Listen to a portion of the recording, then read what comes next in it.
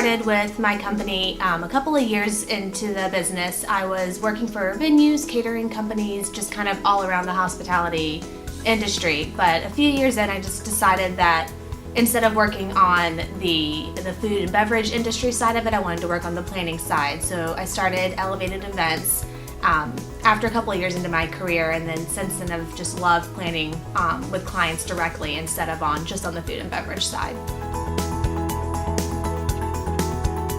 Today our company has 3 planners that work together. It allows us to have a lot of different personality and flexibility to make sure we find the right match for each client.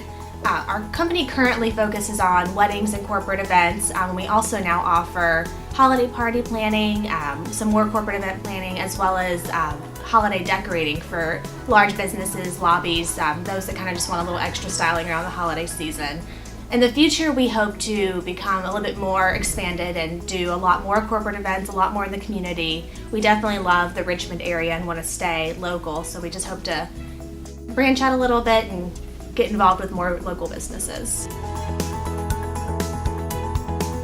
I met Dan Steiner at a JMU alumni event in the Richmond chapter. He's obviously been a member for many years, and I just became a member, and we were networking one day, and I had just started my company, and he said, well, I offer accounting solutions. And I was like, well, that's fantastic, because I definitely am going to need that for my company. So he helped me out when I just got started, and then as my business grew, they've had a multitude of services to be able to help my business grow, from QuickBooks training to tax services to management and planning.